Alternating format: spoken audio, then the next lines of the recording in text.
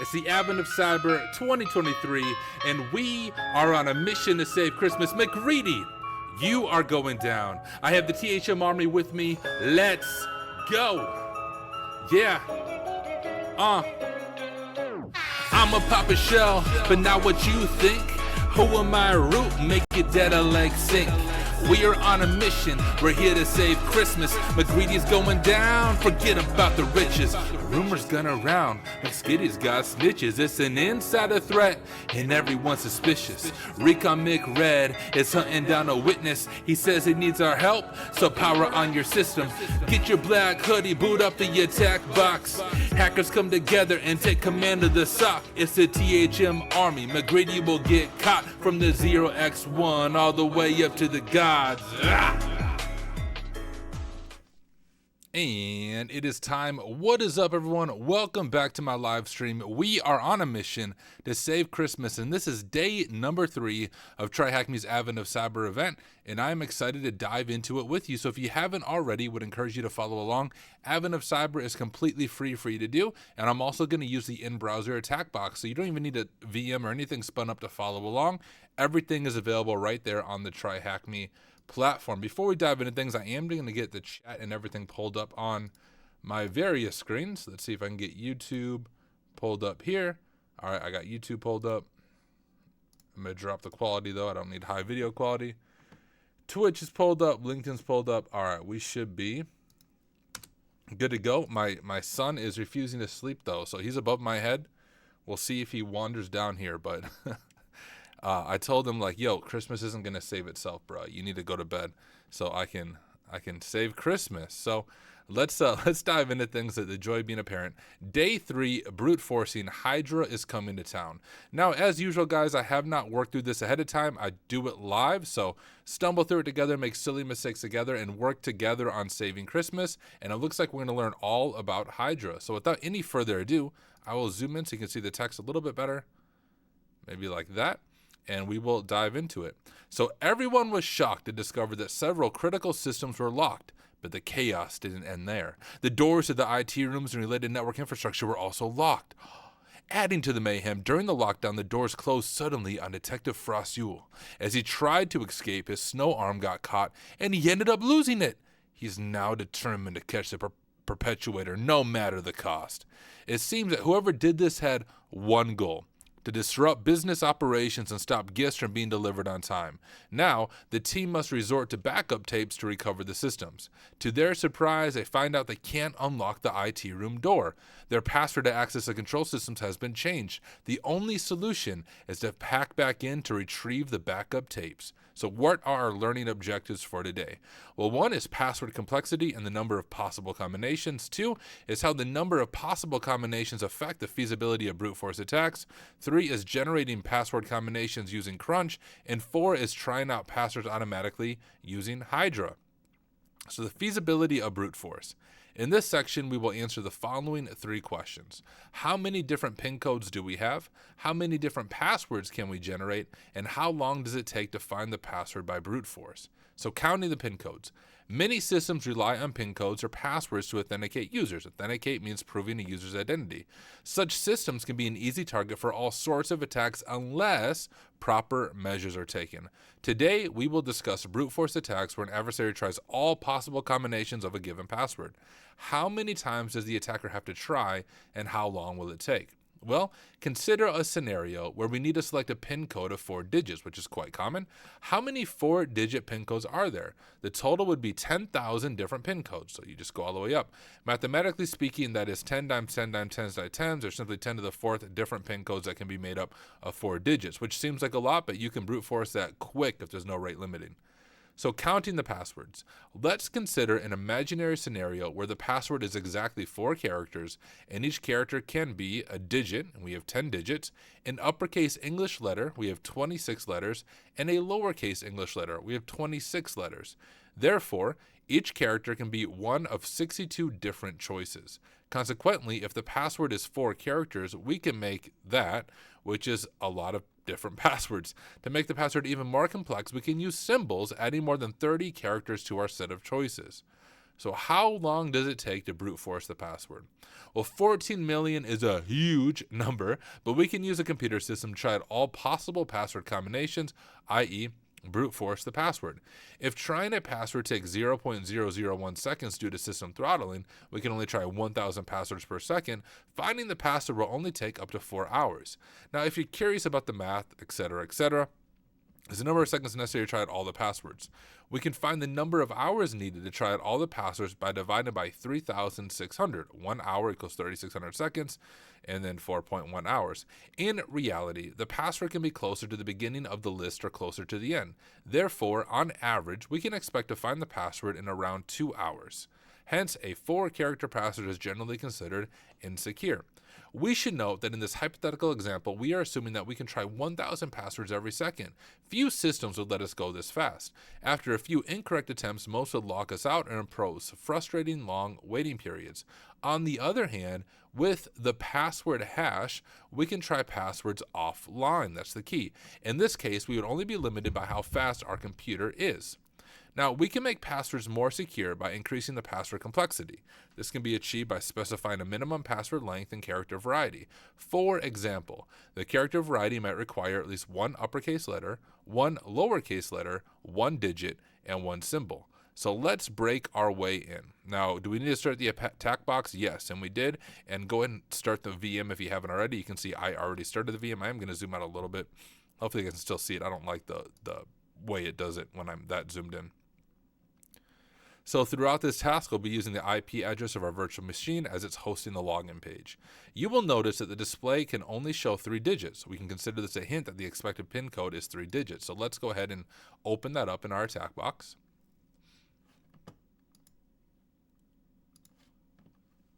Slowly opening.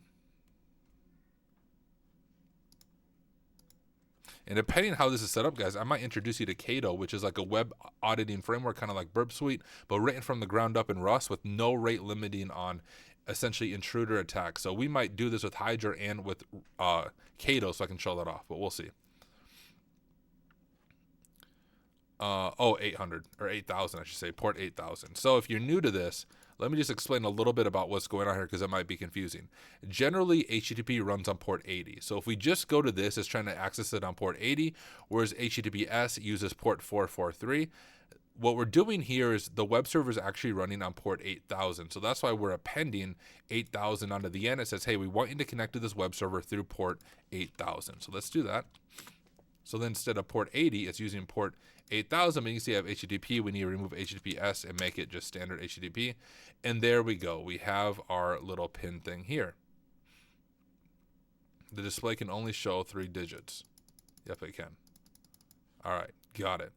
Generating the password list. The numeric keypad shows 16 characters, which we can see that, 0 to 9, A to F, i.e. the hexadecimal digits. We need to prepare a list of all the PIN codes that match this criteria. We will use Crunch, a tool that generates a list of all possible password combinations based on a given criteria. We need to issue the following command. So on your attack box, if you go up here, we can access a terminal. So here is the terminal. I'll see if I can make this a little bit bigger for you guys. All right, hopefully you can see that okay. And now what we're going to do is Crunch. So if we just do help options on Crunch, you can see what it is. Crunch can create a word list based on criteria we specify. And so it's Crunch, minimum, maximum, any options that we are going to add. So with that usage in mind, let's go see if we can understand this. Yo, what up, Jay Sorbick? A bit early tonight. Yeah, I think I'm probably, started 5 minutes early, 10 minutes early? So with that in mind, actually, let's pull that help up options back up as we do this. So we're running Crunch, and then it says minimum and maximum. And if we go back to our web server, we know that we can only have a minimum of 3 and a maximum of 3. So that's why we're doing 3, 3 there. And then we need to know, hey, what characters can it take? So we had 0 through 9, and then A through F. And you can see that on there, all uppercase. And so that's what we're doing here. I am just going to copy and paste it, but that's all it's doing is saying, hey, here are the possible characters that we have. And then finally, we want to output it, which is a dash, a lowercase o, and we'll call it 3digits.txt. And you can see it's creating 4,000 lines. And if we cat 3digits.txt, there we go. We have our 3digits.txt. And so it explains what I just kind of walked through as I was doing it. After executing the command above, we will have 3 digits.txt ready to brute force the website. So using the password list, well, manually trying out PIN codes is a very daunting task. Luckily, we can use an automated tool to try our generated digit combinations.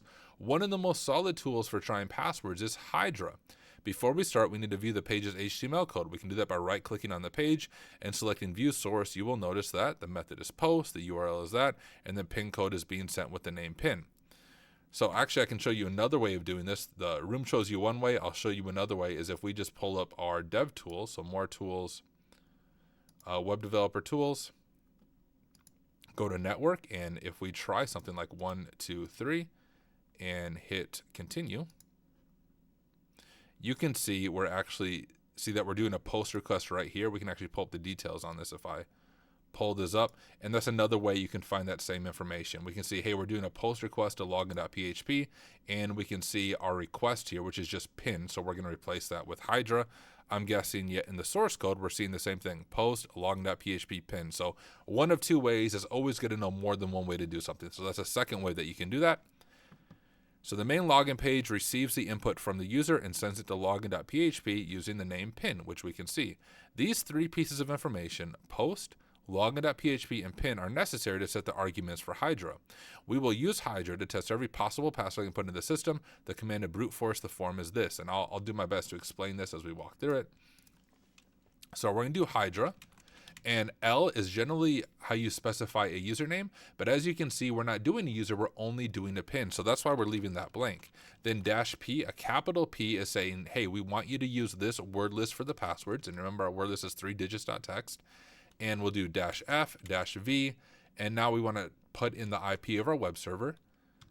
I should explain those. So -F stops Hydra after finding a working password, doesn't just keep going, and V is just verbose, because if you're like me, and apparently like the creator of this room, I like to see that it's actually doing something and not just blank. So that's what we're doing there. And now we'll do our IP of 10.10.240.58. And then remember, it's an HTTP post form. We saw that both in the network request as well as in the source code, so HTTP post form.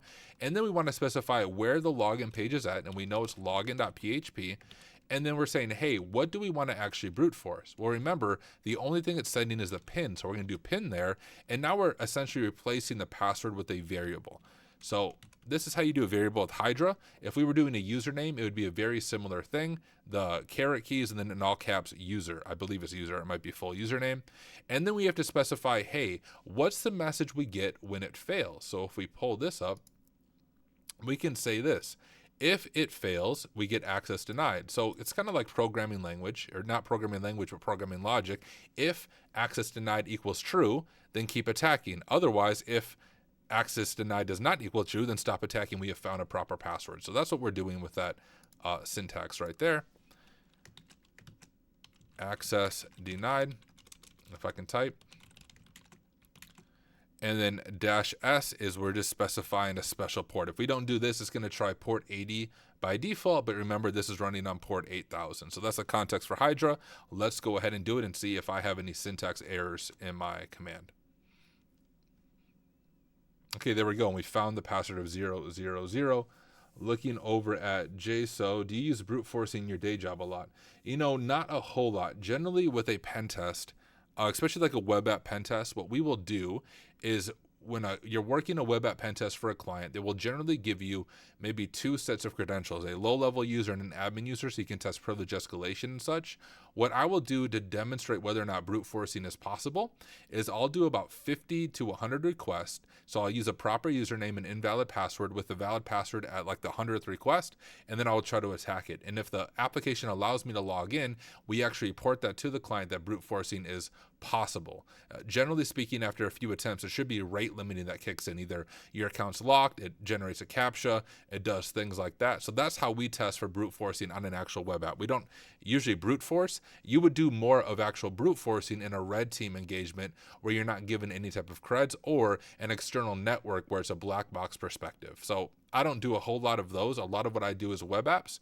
And so for web apps, we just demonstrate that brute forcing is possible. And then the suggested remediation is, hey, get rate limiting our CAPTCHA in place. Okay, we ran Hydra and we found the password of 000. Let's see if we can log in.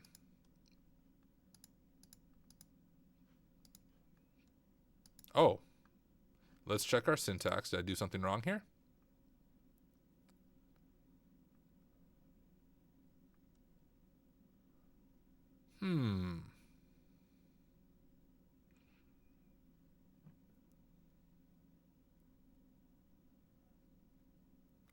Let's try this again. I'm curious what I may have done wrong in my syntax, just to double check, like it's not 000, right? It is not. Okay. So, just to make sure I'm not crazy, let's see if it works if I just copy it from the room. And if it does, I want to go back and see what I did wrong in my syntax there. I maybe had a typo. I must have had a typo. So let's go back and just double check my work. Oh, it's not going to like me doing that. Okay, maybe I'm not going to be able to go back and double check it. Now it says it might take, what, up to 3 minutes for it to go through?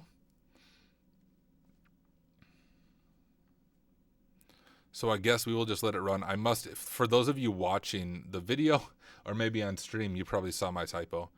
But I must have missed something. I'm guessing it was something with this right here. The access denied part of it. I could have typed something incorrectly there, so it assumed it was it logged us in even though it didn't. Now we could have thrown multiple threads at it as well. With Hydra, you can do up to 64 threads if my memory serves me correct, and that's -T64, which can speed up the process, but it might also, some of the threads might fail if you do too many threads.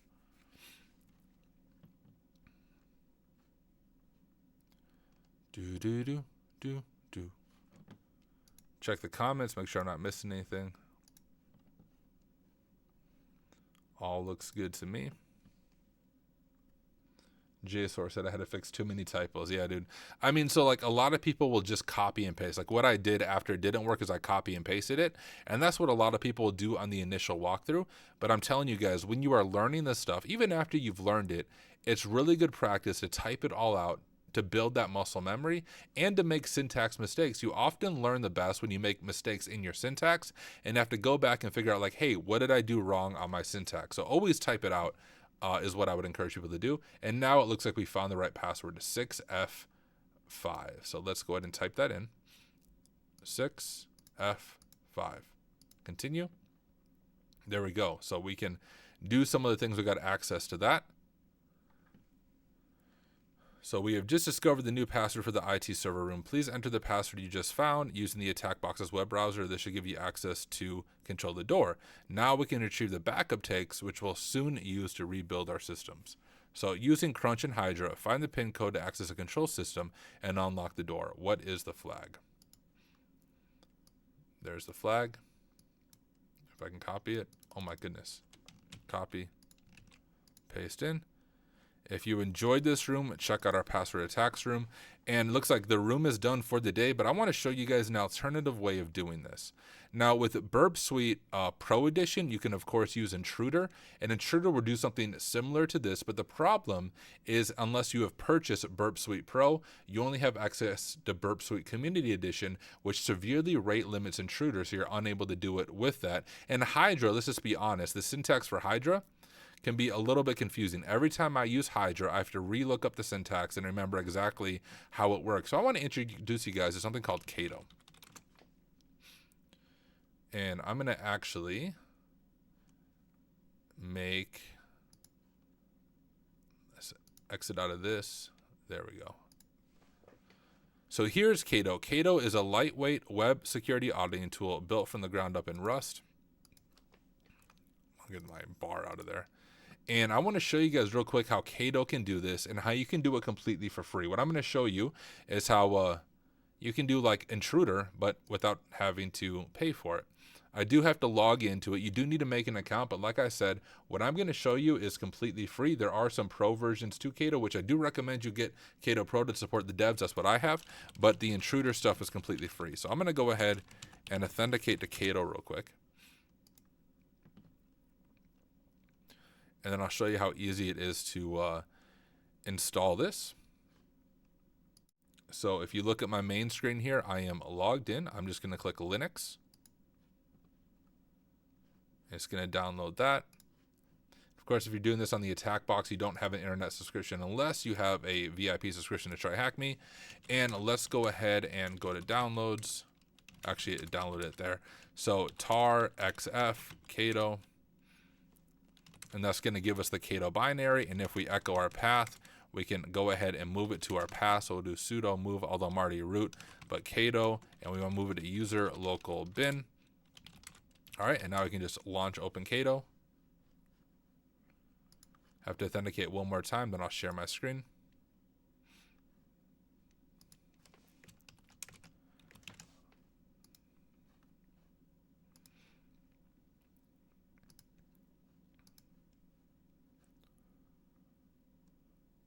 Okay, we are logged into Caido. It's going to guide us through setting up a project.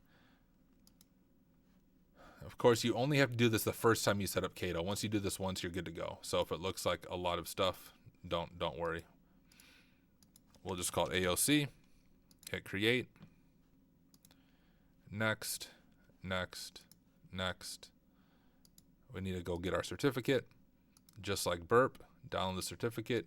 Go to settings, certificate, view certificates, import, ca.cert, open, identify, okay.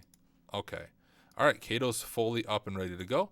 If we go over to intercept here, what we're gonna do is similar attack that we just did. I wanna actually back out of here though and redo it. So here it is. What we need to do is first capture the request. So let's go ahead and turn Burp on. Really, it's Caido is what we're using, and we'll turn on intercept here. And we'll just do 1, 2, 3, and hit continue. And that should prompt us in Caido right here. And what we can do is right click on Caido, and we're gonna go ahead and send this over to automate. Now automate, we can perform that similar brute force attack. We do have to load our file first. So if we go to files here, we will click browse, and then we will go to home, 3digits.txt, that will open the file. Go back over to automate, and now what we need to do here is mark the payload. So a lot simpler than using Hydra, of course, because we don't have to remember all the syntax here. So we're going to mark the payload of 1, 2, 3. Mark, and then it's already loading our 3 digits attack. We have different attack strategies. We can just do all, that's fine because we just have one payload here. And if we go over to settings here, like let's increase our number of workers to I don't know if 50 is gonna break it or not. Let's just try it because YOLO. We'll do 50. Payloads is good. Number of workers is 50. And what I'm doing here, once again, guys, completely free. You don't need to have a paid version of Caido, and there's no rate limiting on this part. So let's go ahead and hit start. And here we go. The brute force is happening. You see, we've already done almost 400 requests from what I can see. And the status, I believe, is what's going to be different. Maybe the length.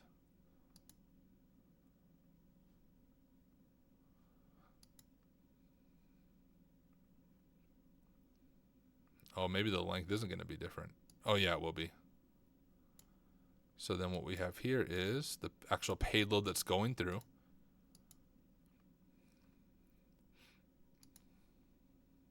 So I don't think it's found it yet.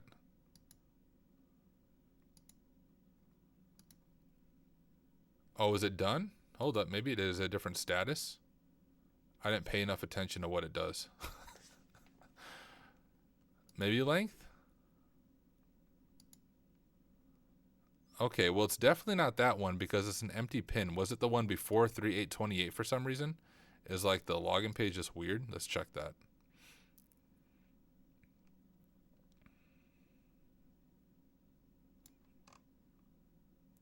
Okay. Well, I thought I was going to show you guys how to do this with Caido, but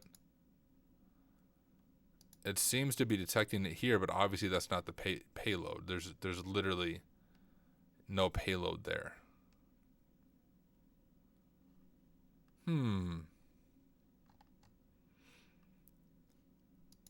Usually you'd be able to sort of, oh, here we go, guys. I don't think it was actually done. So there you can go. You can see the different in length. Everything else is 326. This one is 328, 6F5, and I think that is the correct one, isn't it? If my memory serves me correct, 6F5.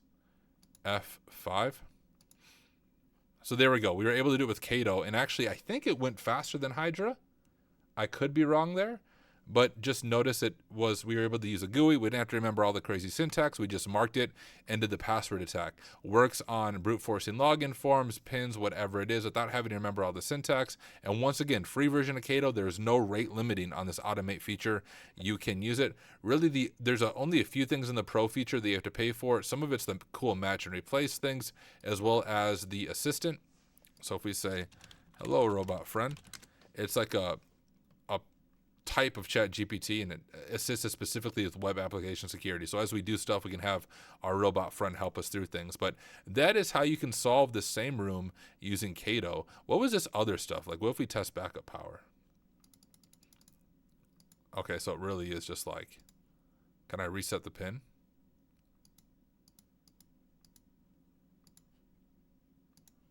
Oh, no. Okay. All right, sweet guys. Well, that is day number 3 of Advent of Cyber.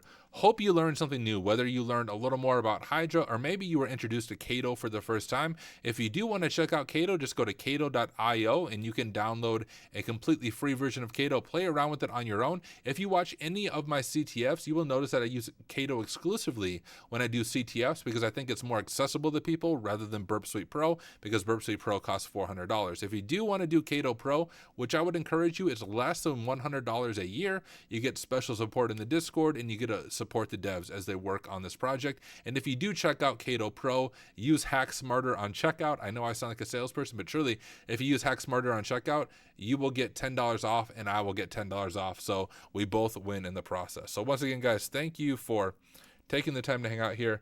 I appreciate it. Looking over at chat, want to make sure I didn't miss anything. Want to say hello to Zach. Thank you for joining. George said that's pretty slick. Yeah, dude. Check out Caido. Thank you guys for taking the time to hang out. By way of reminder, checking LinkedIn chat real quick. By way of reminder, I do this right around this time every single night. Every night throughout December, we are going to save Christmas together, and I'm going through it live. I'm not doing these machines ahead of time. This is me showing my methodology and my thought process as I go through them. The only exceptions are there are 2 days that I did the official walkthroughs for, and so I did those, of course, ahead of time because I had to create those videos for TryHackMe. So those are later on. It'll be an Easter egg when you see my face up there on the Advent of Cyber, but those are 2 rooms. They're going to be back-to-back that I did the official walkthroughs on. Looking at any questions we have on chat, Omar said, hey, is it better than Burp Suite? I do not think it's better than Burp Suite Pro. I honestly think Caido is better than Burp Suite Community Edition because of the lack of rate limiting, but I still use Burp Suite Pro for my actual day-to-day job as a pen tester. Just because Burp Suite Pro has so many extensions you can load into it, Caido isn't quite at that level, and even the developers behind Caido would say they're not at that level yet. They're still working on it, but I do think it's better than Community Edition, especially for CTFs or some bug bounty research type things. Anyone else have any questions in chat? Otherwise, I'm going to sign off, but happy to hang around and answer any questions you guys might have. Going once, going twice. Have to refresh LinkedIn because the comments don't show up for some reason. All right, I'm not seeing any comments. Hey guys, thank you again for joining me. I will catch you guys tomorrow evening as we continue this journey of saving Christmas together. See you guys.